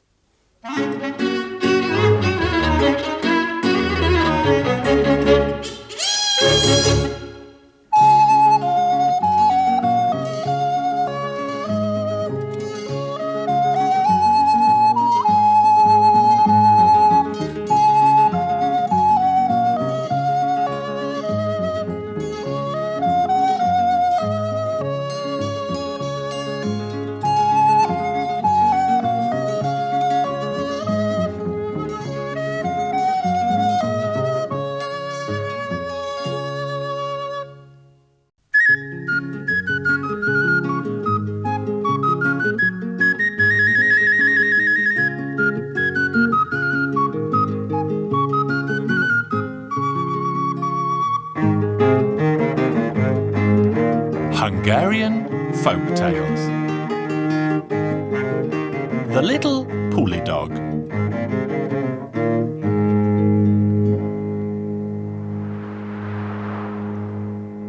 Once upon a time, a very, very long time ago, Jesus roamed the earth with St. Peter. They sought shelter for the night and knocked on many doors of many houses, but no one would let them in because they were dressed as lowly beggars.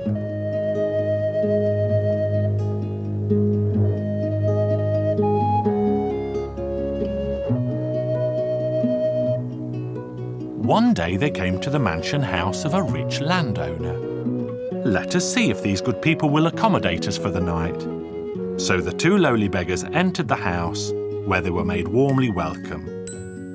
Their kind hosts made them a hot supper and gave them soft beds to sleep in that night.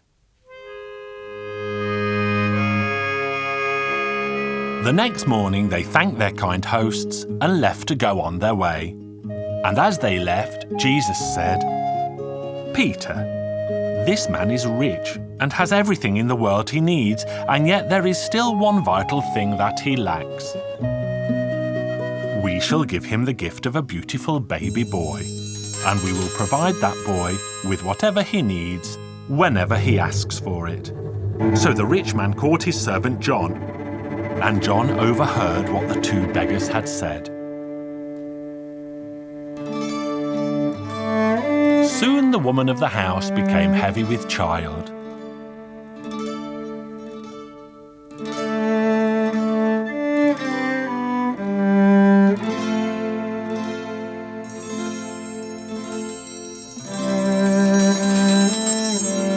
And she gave birth to a beautiful baby boy. Soon after the baby was born, the rich man had to travel to the local village, and his wife stayed at home with their young child. Then John had an idea. He cut the throat of a hen and smeared the red blood around the wife's mouth to make the rich landlord think that she had eaten the child. And then he stole away, taking the child with him.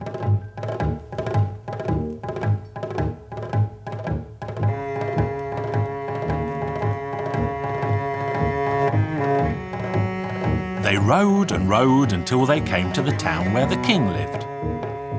"Here," John said to the boy, "do you see, son, what a splendid palace the king lives in?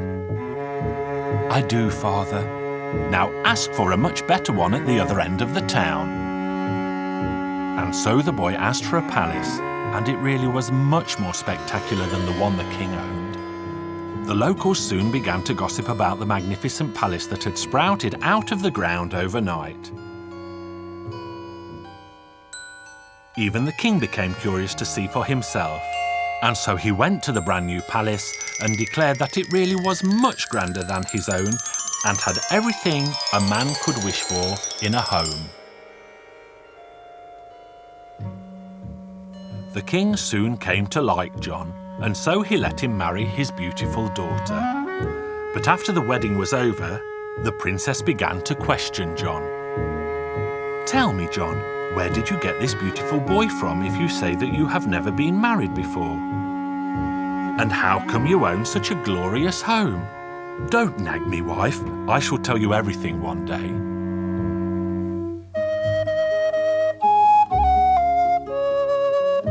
One day, when the boy was grown, he arrived home from school in a horse-drawn carriage.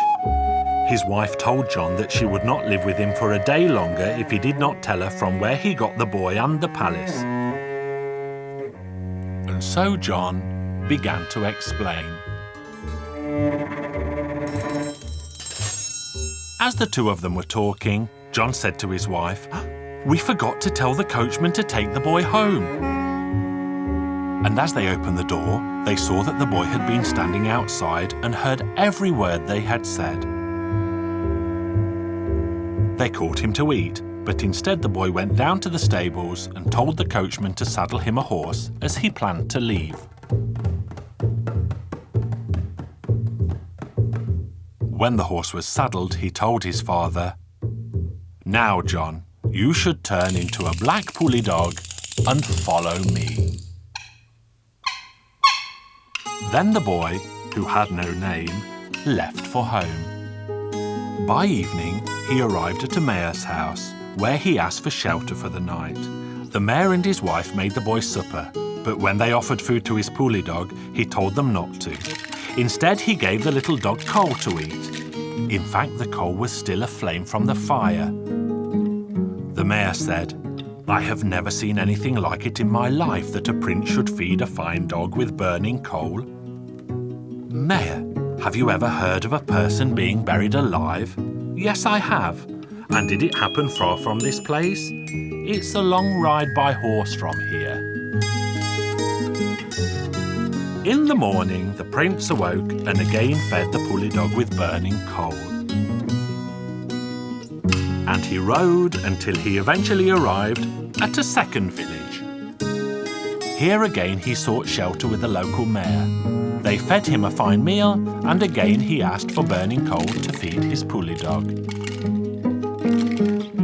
The mayor said, "I have never heard of such a thing before. How is it that such a fine dog eats hot coals?" "Yes, but have you ever heard, Mayor, of a person being buried alive?" "I have, and it happened not far from here. If you ride fast, you will soon be there." So after a good night's sleep, the prince continued his journey. He arrived in his own village the next day at noon, where again he sought shelter with the local mayor. They fed him a fine meal, and again he asked for burning coal to feed his pulley dog. "I have never heard of such a thing before. How is it that such a fine dog eats hot coals?" "Yes, but have you ever heard, Mayor, of a person being buried alive?" "Yes, I have, and it happened here." "Is the man still alive who buried the woman alive?" "Yes, he is." "Then please, Mayor, come with me." Then they went to see the landlord.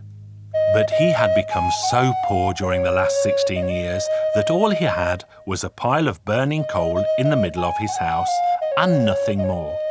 The prince strode up to the pile of coal and gave a piece to his pulley dog to eat.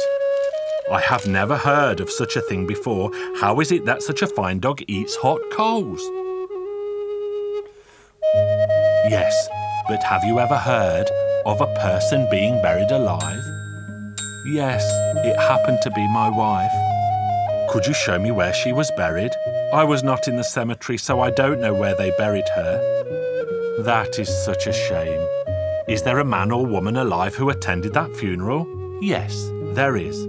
Go then and call those people here. So off the landowner went and called his neighbours. Then they went to the cemetery, and the neighbours told the prince which grave was his mother's. As the boy stopped in front of the grave, he said, "Dark wooden coffin, come up to the light." And the coffin came up at once. "Open your lid, coffin." The lid of the coffin sprang open. His mother was still alive in the coffin, and she was sewing a shirt for her son. Then he took his mother by her arm and led her to his father. "Well, father, do you recognize her as your wife?" "Yes, I do. Puli Dog, you must turn back into John at once." And the Puli Dog turned back into John. "Do you recognize this man as your servant?" "Yes." "Do you recognize me as your son?" "Yes." That was why my dear mother had to suffer for 16 long years under the ground. "John, take the horse, ride home, and live a happy life with your wife." The boy stayed with his father, and they became 7 times richer than ever before. And they all lived happily ever after. You may think this a tale, but this story is true.